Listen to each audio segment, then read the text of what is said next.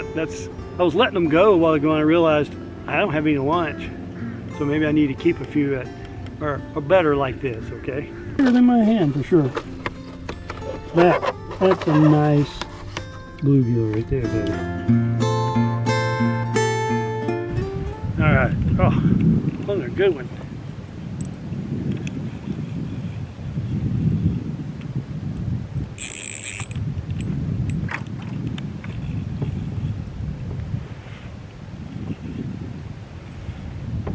Come on, boy. What in the world are you?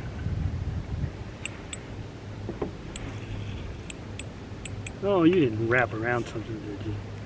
You dumbass. No, that was a good fish.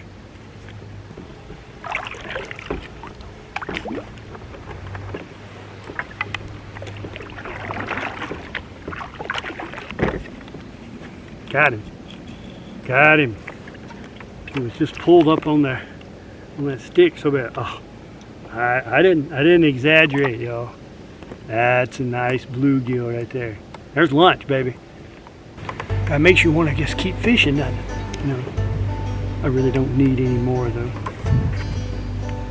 What's that got to do with it,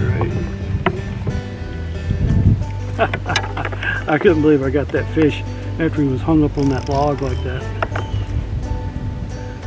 And it's just a little teeny tiny hook. You see that? It's a little fly hook, long shank fly hook. Ow! It's sharp too. So you put him, you got him right here, here's your cricket. You go right behind the head, there's a collar right there. Slip it in right there. And then you want to bring his butt up on the curve of the hook. Then his front end, he's still moving. Yeah, he got some wiggles. Yeah, he's got a few wiggles. Let's see what happens. I think that cricket gave up the ghost about as quick as they could. Let's change him. Let's fix his hiney. It's not on the hook. There we go. Ah, come on, one more lunker. I wouldn't call that a lunker. It's a big fish. It's a big bluegill. Hooked into another good one. And the line broke. It broke right at the hook, but still broke nonetheless. Getting kind of warm out on the water.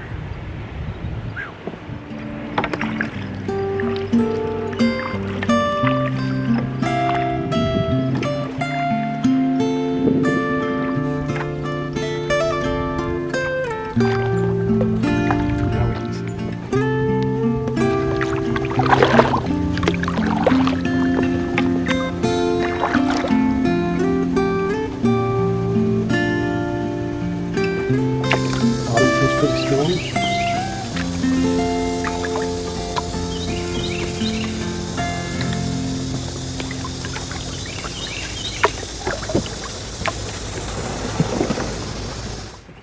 So your foot has to be in the middle so you can transfer your weight out and then stand.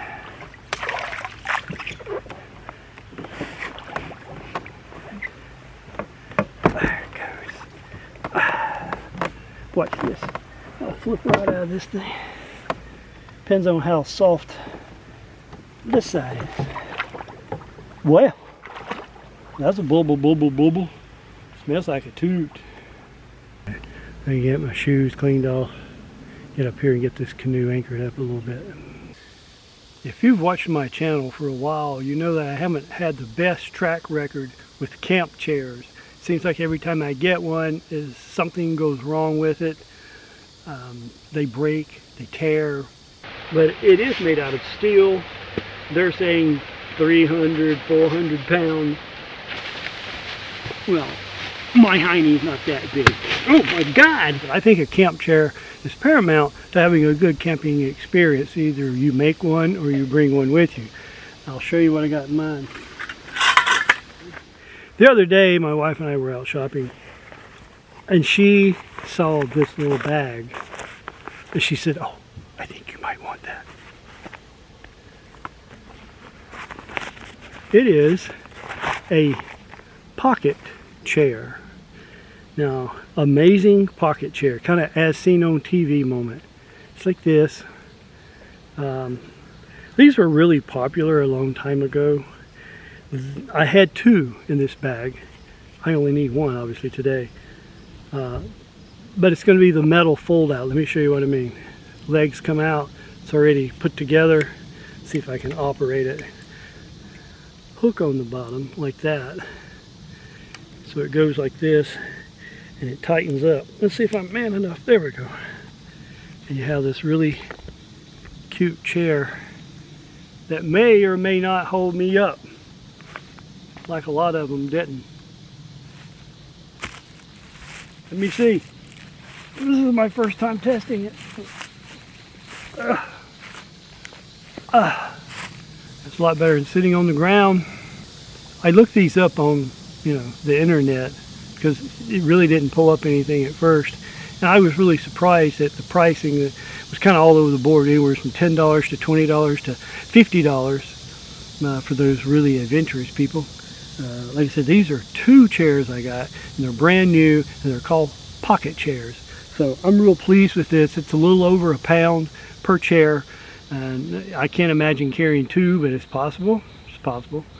And so we're going to get the camp set up here now while I'm in my as seen on TV pocket chair. Picked up 2 of them for $7.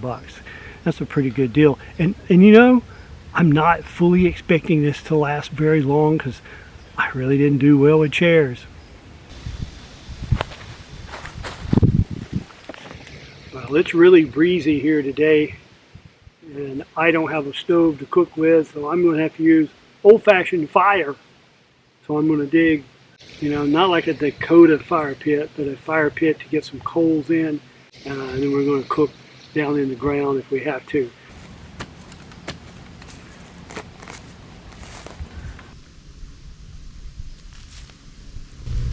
Okay, it's a pretty good looking hole. I have a real problem here today. I took my hammock down. The wind is just standing it up. 15-20 mile an hour gusts, it feels like to me. I don't know. I don't think there's a storm brewing, but you never know on days like this. There could be a pop-up shower. I'm really concerned about the wind and building a fire. I could have a cold cup of coffee. Right now the wind has laid, so I'm going to see what I can do. Maybe we'll get back to that idea and build a small fire. We got these almost like mops. They came off a pine tree in a storm. I want to weight them down. My fire starter is going to be my world's smallest lighter.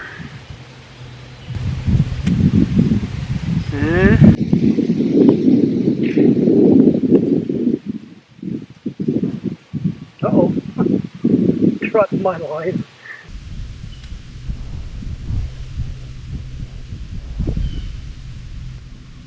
What we're going to do is just see what's going to happen with this flame here. I got a little bit of a berm, for that I dug out. That's why I said, well, you have to keep this, you have to keep it low.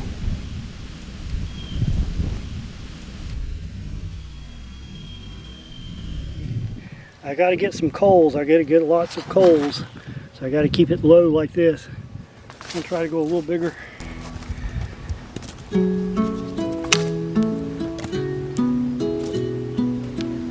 go that way. And going that way. Going that way. And that way. That keeps air flowing up through it. Building a fire like this and the time that it takes to construct it safely, having fuel for it, waiting for it to burn down, being able to cook a meal on it, and then still keep it fueled all at the same time, this can take hours. You can understand why when technology came along, some form of stove, that it became amazing. Even with kerosene stoves. They had those in the field. People put them in their wagons, because it was just so much faster and easier to cook a meal on and be done with it, clean up and put it away. And nowadays we have this amazing amount of stoves, from alcohol to isobutane to propane to fuel tabs. you name it, there's some way to cook on it probably. Just some really neat items that are out there. Be aware of what type of wood you're putting on your fire. We don't have any poisonous wood species around here to worry about. But if you go into the mountains where there's rhododendron, and then that other one that I can never remember the name to, they have poisonous smoke. It'll make you sick. That's the reasoning behind when gasifier stoves came out, that you can just, you know, your fuel is in the woods. And that makes perfect sense if you have plenty of that. Some places don't allow it. Don't allow an open fire, and there's no fuel left. Many of the camping areas upon the Chattooga River, which I'd love to go to, you will not find wood on the ground. It has been all consumed by campers, which is kind of crazy when you think about it.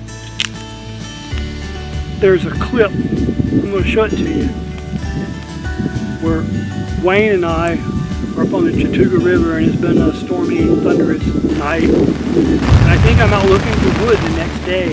Yeah, bring it on.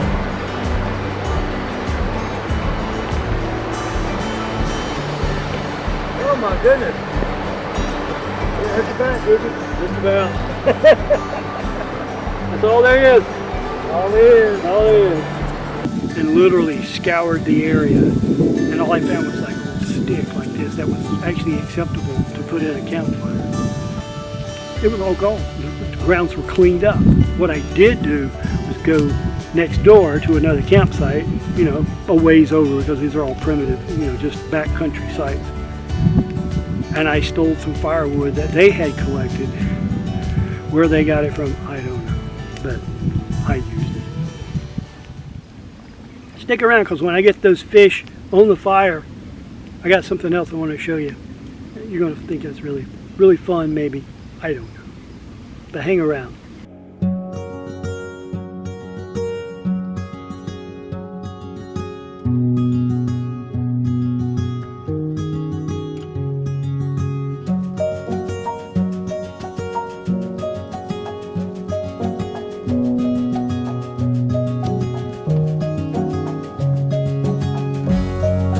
Now, let's get it in those coals. Oh, I didn't put my flavors in. Ah, it's got plenty already. I ain't gonna worry about it. I'm gonna kind of take this down like that. And then I'm gonna put these coals back over, I hope. That's the plan, you know? Right? So the idea is that I brought my seine, and there's this little body of water that I canoed up, you know, to come into my little day camp. And it's got a bunch of trash in it, and it's got all kind of little small fish and things. But also, I'm going to get in and clean up some of these snags and all, and I'm going to take my seine and I'm going to look around in there and see what I got. I wish I'd have brought my saw today. I could trim some of this trash out of the way, and that would make it a little bit better. But let's go for it.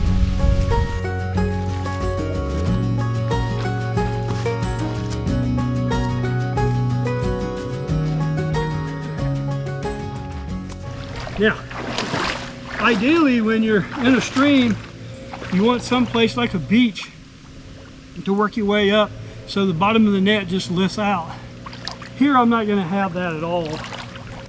Now this is a dry creek bed or a wet weather run, and really there's no running water in here except when it rains. So let me get our net, get in position. Now, if you hit the bottom, you can scare up all the crawdads and stuff like that. A few rocks in there, not much going on. Sometimes you can feel the bigger fish when they hit your net. I'll have to go pretty fast.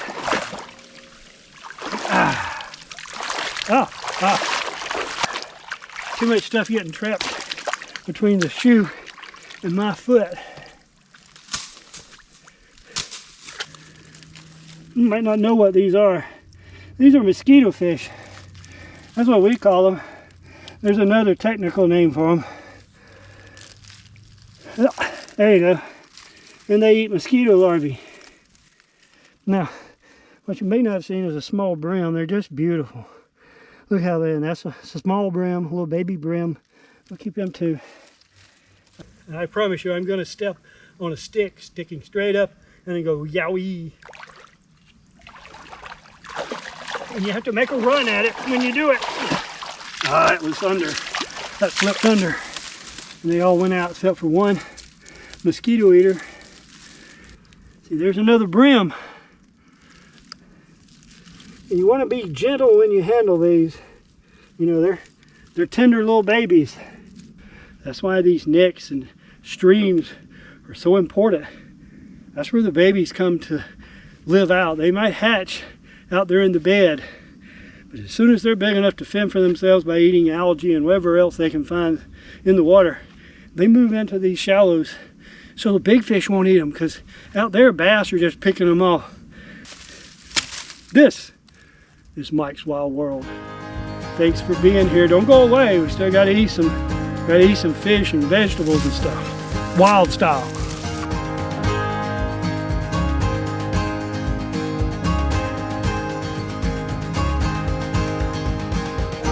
Come up this way. Come on. Ha ha ha ha. You see? Even in the dumbest of places, there is life. See, this one's trying his best to get out of here. Shell, ding ding. See, these are little brim. 1, 2.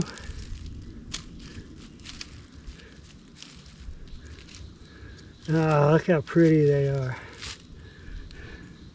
See, and some of these are just different kinds. You know, they're long, some are flat. Stop it. I thought at first I had a shiner, but they're all, well, I don't know what that is. Let's see what that is. It's a type of brim. It's not a bluegill. And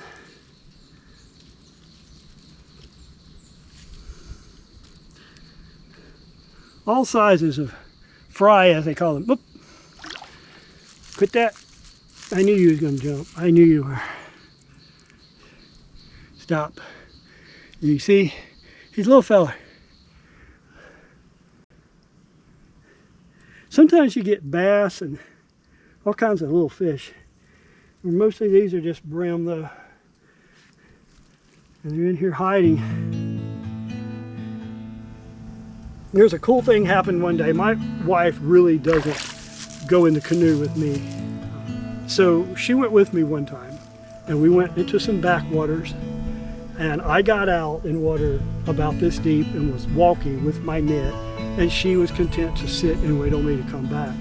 In the process, she took a small dip net about this big and just put it down in the grasses that was beside the canoe, swirled around a little bit, and came up with a net full of baby catfish. She didn't know what they were at first. She starts hollering for me, and of course, you know, I think something's wrong maybe, but it wasn't. It was very right. And she has that moment now to know that those catfish were living in that small amount of water with their parent, with the mother fish that stays and protects them. They're like in a little ball and they stay close together. Other fish will try to eat them, but the mother catfish does a pretty good job of knocking them all out of the way. And so those baby catfish get a chance to survive, and there's just thousands of them in a little tight black ball down in the water. It's an amazing thing to see that many baby catfish, because they could be teeny, just, you know, 3/4 to an inch, and then they look like catfish at that point.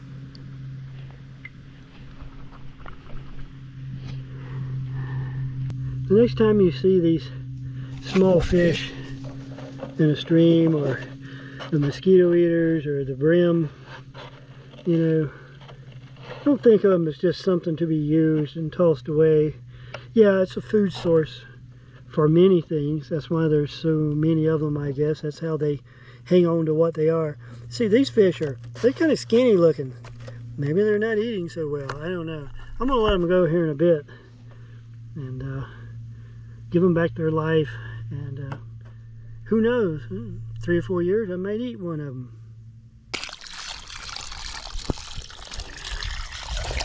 Go boys.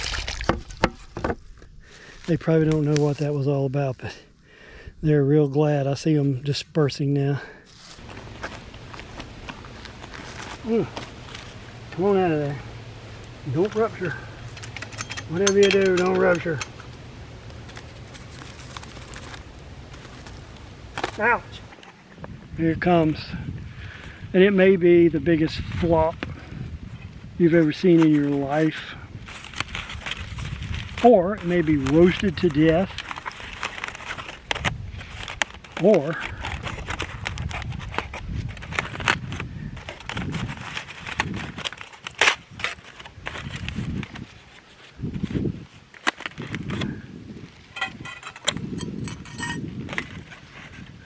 there's some onions. You know, nothing's ever perfect. And seasoning. I think that's what I forgot to put in. I said, oh, it'll be okay. It doesn't need it. Well, it does. Got some salt. Put a little bit here. Sprinkle a little bit. A little bit of Michael's Magic Marinade.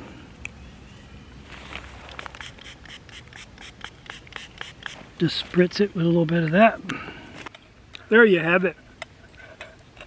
Potatoes, carrots, onions, broiled fish.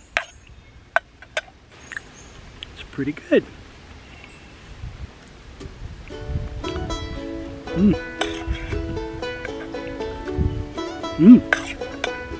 Oh yeah. With an onion. I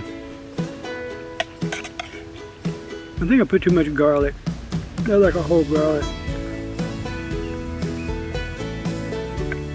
There were several whole garlics in it. Well, not the best meal I've ever cooked, but it was one of the hardest.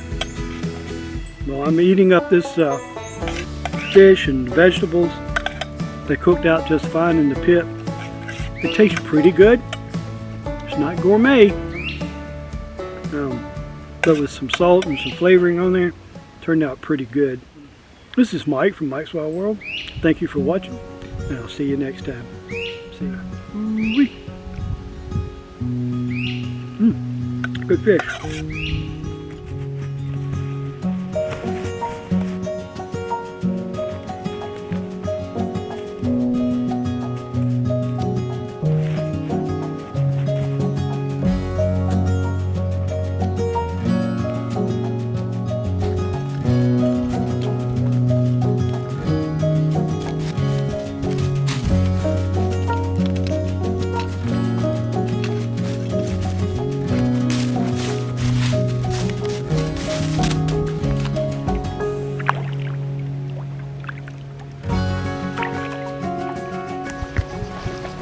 I caught some great fish today. Had a nice lunch. Even saw an alligator.